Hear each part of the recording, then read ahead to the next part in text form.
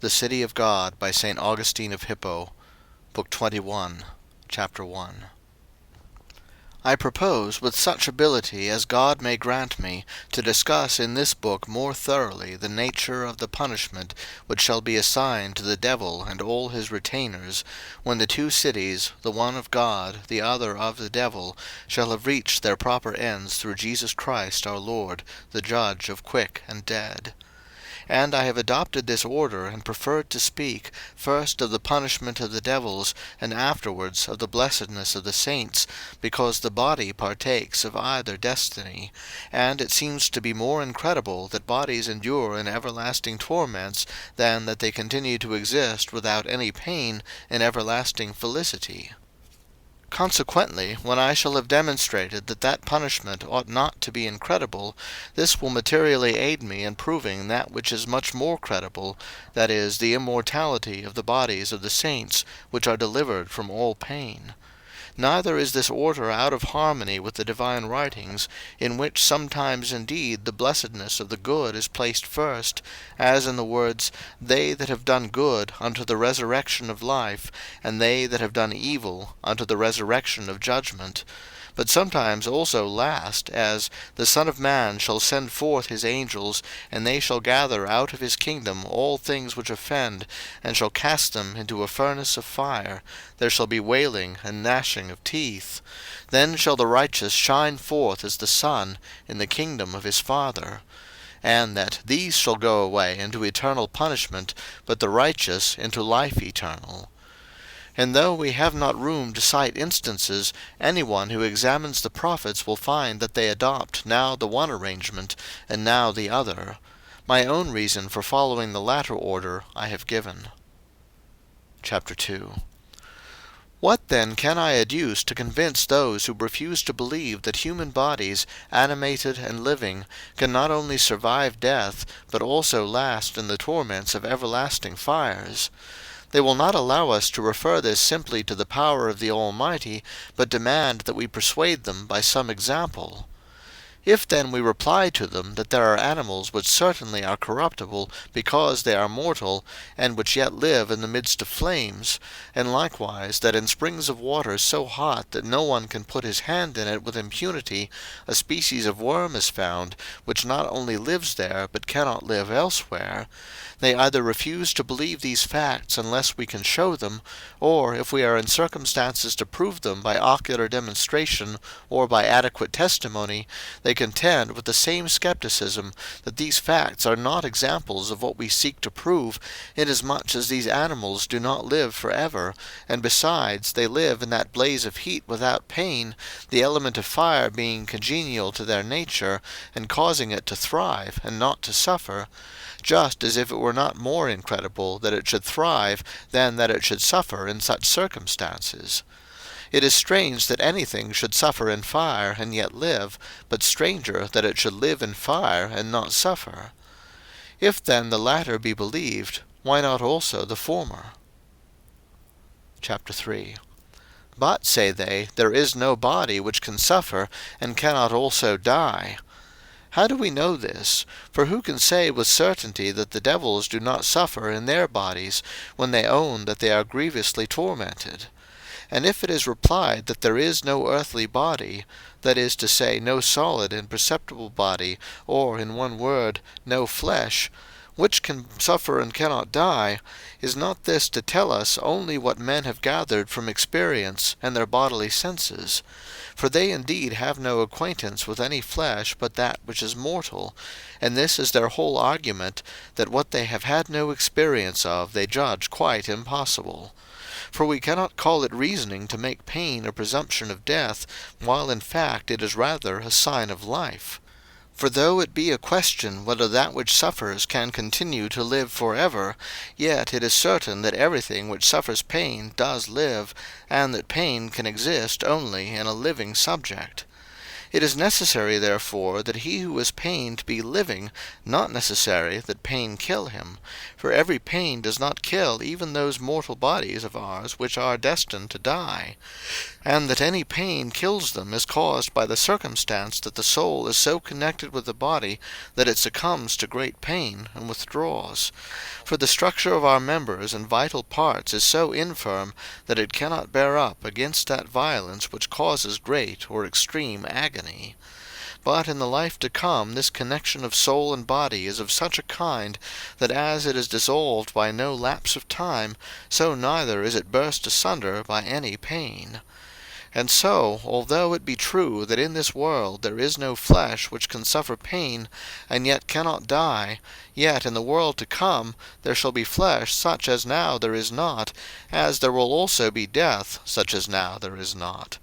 For death will not be abolished, but will be eternal, since the soul will neither be able to enjoy God and live, nor to die and escape the pains of the body. The first death drives the soul from the body against her will. The second death holds the soul in the body against her will. The two have this in common, that the soul suffers against her will what her own body inflicts. Our opponents too make much of this, that in this world there is no flesh which can suffer pain and cannot die, while they make nothing of the fact that there is something which is greater than the body. For the spirit whose presence animates and rules the body can both suffer pain and cannot die. Here then is something which, though it can feel pain, is immortal. And this capacity which we now see in the spirit of all shall be hereafter in the bodies of the damned. Moreover, if we attend to the matter a little more closely, we see that what is called bodily pain is rather to be referred to the soul. For it is the soul, not the body, which is pained, even when the pain originates with the body, the soul feeling pain at the point where the body is hurt. As then we speak of bodies feeling and living, though the feeling and life of the body are from the soul, so also we speak of bodies being pained, though no pain can be suffered by the body apart from the soul. The soul then is pained with the body in that part where something occurs to hurt it, and it is pained alone, though it be in the body, when some invisible cause distresses it, while the body is safe and sound. Even when not associated with the body it is pained, for certainly that rich man was suffering in hell when he cried, "I am tormented in this flame." But as for the body, it suffers no pain when it is soulless, and even when animate, it can suffer only by the soul's suffering. If therefore we might draw a just presumption from the existence of pain to that of death, and conclude that where pain can be felt, death can occur, death would rather be the property of the soul, for to it pain more peculiarly belongs. But seeing that that which suffers most cannot die, what ground is there for supposing that those bodies, because destined to suffer, are therefore destined to die? The Platonists indeed maintained that these earthly bodies and dying members give rise to the fears, desires, griefs, and joys of the soul. Hence, says Virgil, that is, from these earthly bodies and dying members, hence wild desires and grovelling fears, and human laughter, human tears. But in the 14th book of this work we have proved that according to the Platonists' own theory, souls, even when purged from all pollution of the body, are yet possessed by a monstrous desire to return again into their bodies. But where desire can exist, certainly pain also can exist, for desire frustrated, either by missing what it aims at or losing what it had attained, is turned into pain. And therefore, if the soul, which is either the only or the chief sufferer, has yet a kind of immortality of its own, it is inconsequent to say that because the bodies of the damned shall suffer pain, therefore they shall die. In fine, if the body causes the soul to suffer, why can the body not cause death as well as suffering, unless because it does not follow that what causes pain causes death as well? And why then is it incredible that these fires can cause pain but not death to those bodies we speak of, just as the bodies themselves cause pain but not therefore death to the souls? Pain is therefore no necessary presumption of death. Chapter 4. If therefore the salamander lives in fire, as naturalists have recorded, and if certain famous mountains of Sicily have been continually on fire from the remotest antiquity until now, and yet remain entire, these are sufficiently convincing examples that everything which burns is not consumed. As the soul too is a proof that not everything which can suffer pain can also die, why then do they yet demand that we produce real examples to prove that it is not incredible that the bodies of men condemned to everlasting punishment may retain their soul in the fire, may burn without being consumed, and may suffer without perishing? For suitable properties will be communicated to the substance of the flesh by him who has endowed the things we see with so marvellous and diverse properties that their very multitude prevents our wonder. For who but God the Creator of all things has given to the flesh of the peacock its antiseptic property? This property, when I first heard of it, seemed to me incredible. But it happened at Carthage that a bird of this kind was cooked and served up to me, and, taking a suitable slice of flesh from its breast, I ordered it to be kept, and when it had been kept as many days as make any other flesh stinking, it was produced and set before me, and emitted no offensive smell. And after it had been laid by for 30 days and more, it was still in the same state, and a year after the same still, except that it was a little more shriveled and drier. Who gave to chaff such power to freeze that it preserves snow buried under it, and such power to warm that it ripens green fruit? But who can explain the strange properties of fire itself, which blackens everything it burns, though itself bright, and which, though of the most beautiful colours, discolours almost all it touches and feeds upon, and turns blazing fuel into grimy cinders? Still, this is not laid down as an absolutely uniform law, for, on the contrary, stones baked in glowing fire themselves also glow, and though the fire be rather of a red hue, and they white, yet white is congruous with light, and black with darkness. Thus, though the fire burns the wood in calcining the stones, these contrary effects do not result from the contrariety of the materials.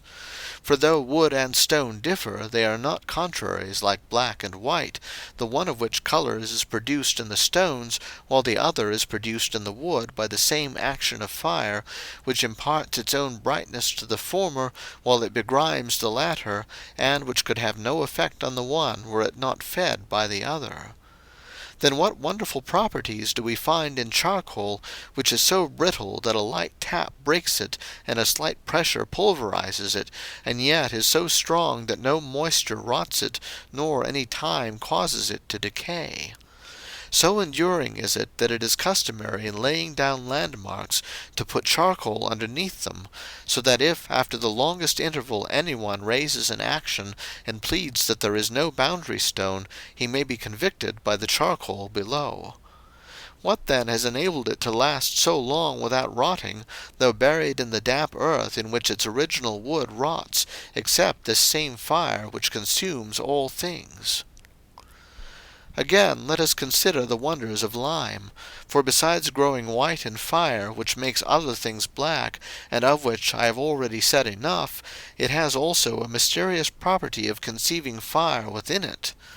Itself cold to the touch, it yet has a hidden store of fire, which is not at once apparent to our senses, but which experience teaches us lies as it were slumbering within it, even while unseen. And it is for this reason called quicklime, as if the fire were the invisible soul quickening the visible substance or body. But the marvelous thing is that this fire is kindled when it is extinguished. For to disengage the hidden fire the lime is moistened or drenched with water, and then, though it be cold before, it becomes hot by that very application, which cools what is hot. As if the fire were departing from the lime and breathing its last, it no longer lies hid, but appears. And then the lime lying in the coldness of death cannot be requickened, and what we before called quick, we now call slaked. What can be stranger than this? Yet there is a greater marvel still.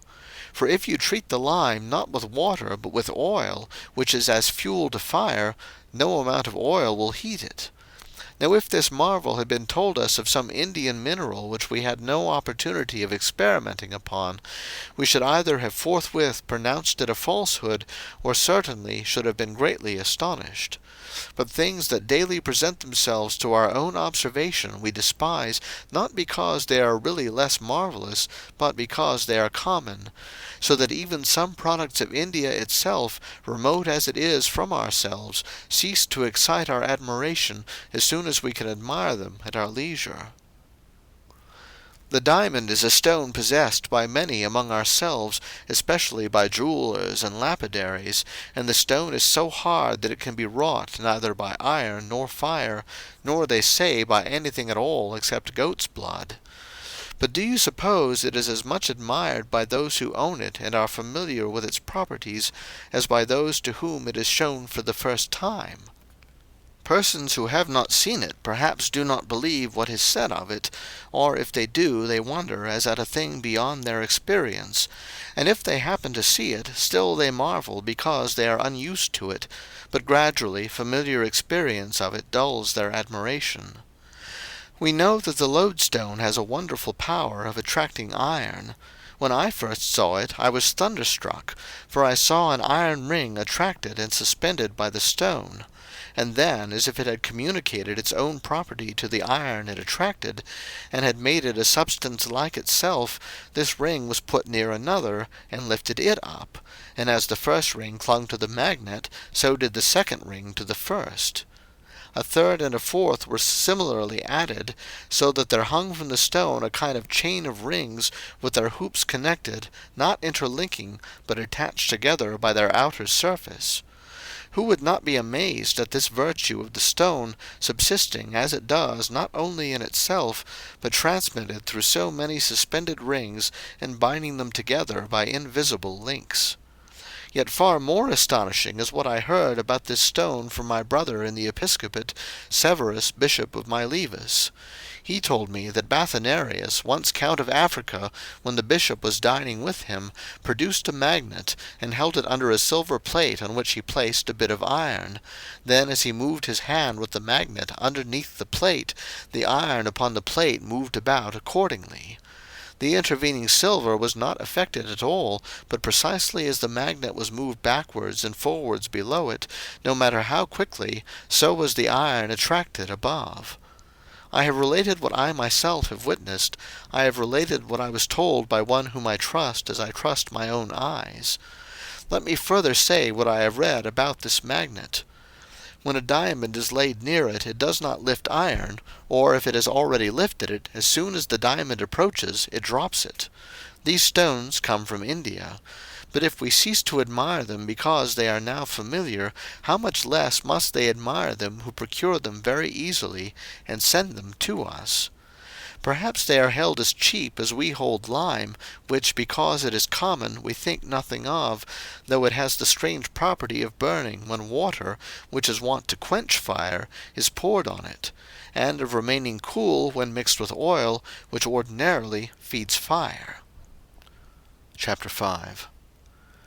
Nevertheless, when we declare the miracles which God has wrought, or will yet work, and which we cannot bring under the very eyes of men, skeptics keep demanding that we shall explain these marvels to reason. And because we cannot do so, inasmuch as they are above human comprehension, they suppose we are speaking falsely. These persons themselves, therefore, ought to account for all these marvels which we either can or do see. And if they perceive that this is impossible for man to do, they should acknowledge that it cannot be concluded that a thing has not been or shall not be because it cannot be reconciled to reason, since there are things now in existence of which the same is true. I will not then detail the multitude of marvels which are related in books, and which refer not to things that happened once and passed away, but that are permanent in certain places, where, if any one has the desire and opportunity, he may ascertain their truth, but a few only I recount. The following are some of the marvels men tell us. The salt of Agrigentum in Sicily, when thrown into the fire, becomes fluid as if it were in water, but in the water it crackles as if it were in the fire. The Garamantes have a fountain so cold by day that no one can drink it, so hot by night no one can touch it. In Epirus, too, there is a fountain which, like all others, quenches lighted torches, but unlike all others, lights quenched torches.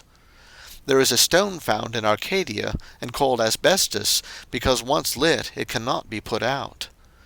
The wood of a certain kind of Egyptian fig tree sinks in water, and does not float like other wood, and, stranger still, when it has been sunk to the bottom for some time, it rises again to the surface, though nature requires that when soaked in water it should be heavier than ever. Then there are the apples of Sodom, which grow indeed to an appearance of ripeness, but when you touch them with hand or tooth, the peel cracks, and they crumble into dust and ashes. The Persian stone pyrites burns the hand when it is tightly held in it, and so gets its name from fire. In Persia, too, there is found another stone called selenite, because its interior brilliancy waxes and wanes with the moon. Then in Cappadocia the mares are impregnated by the wind, and their foals live only 3 years. Ceylon, an Indian island, has this advantage over all other lands, that no tree which grows in it ever loses its foliage. These and numberless other marvels recorded in the history, not of past events, but of permanent localities, I have no time to enlarge upon and diverge from my main object. But let those skeptics who refuse to credit the divine writings give me, if they can, a rational account of them. For their only ground of unbelief in the Scriptures is that they contain incredible things, just such as I have been recounting. For, say they, reason cannot admit that flesh burn and remain unconsumed, suffer without dying. Mighty reasoners indeed, who are competent to give the reason of all the marvels that exist. Let them then give us the reason of the few things we have cited, and which, if they did not know they existed, and were only assured by us they would at some future time occur, they would believe still less than that which they now refuse to credit on our word.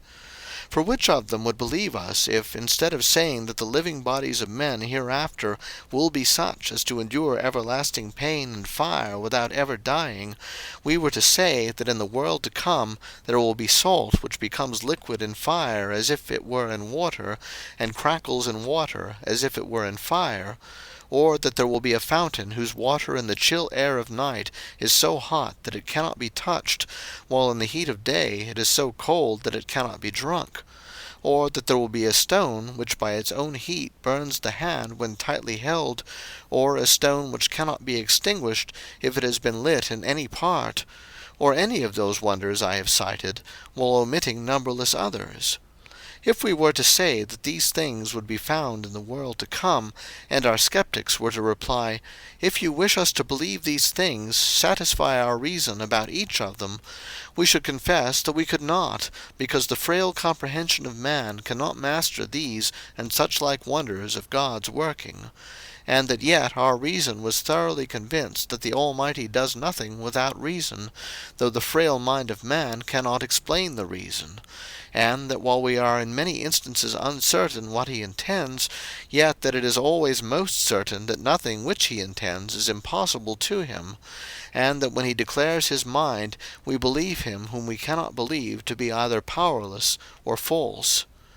Nevertheless, these cavillers at faith and exactors of reason, how do they dispose of those things of which a reason cannot be given, and which yet exist, though in apparent contrariety to the nature of things? If we had announced that these things were to be, these skeptics would have demanded from us the reason of them, as they do in the case of those things which we are announcing as destined to be. And consequently, as these present marvels are not non-existent, though human reason and discourse are lost in such works of God, so those things we speak of are not impossible because inexplicable, for in this particular they are in the same predicament as the marvels of earth. Chapter 6. At this point they will perhaps reply, These things have no existence, we don't believe one of them, they are travellers' tales and fictitious romances.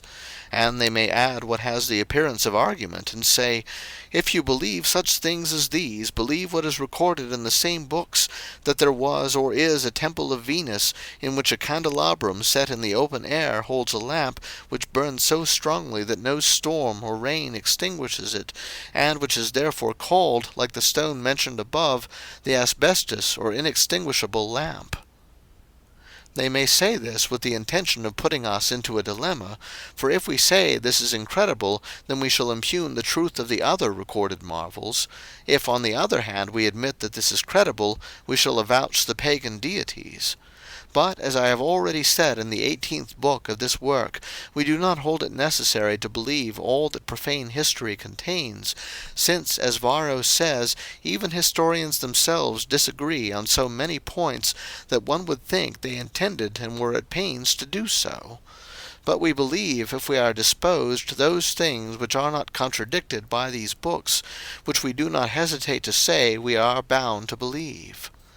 But as to those permanent miracles of nature, whereby we wish to persuade the skeptical of the miracles of the world to come, those are quite sufficient for our purpose, which we ourselves can observe, or of which it is not difficult to find trustworthy witnesses.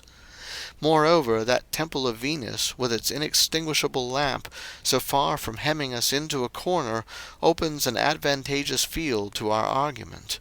For to this inextinguishable lamp we add a host of marvels wrought by men, or by magic, that is, by men under the influence of devils, or by the devils directly, for such marvels we cannot deny without impugning the truth of the sacred scriptures we believe.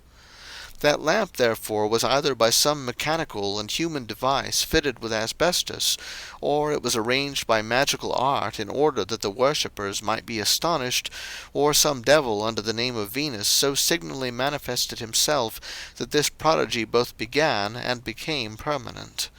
Now devils are attracted to dwell in certain temples by means of the creatures, God's creatures, not theirs, who present to them what suits their various tastes.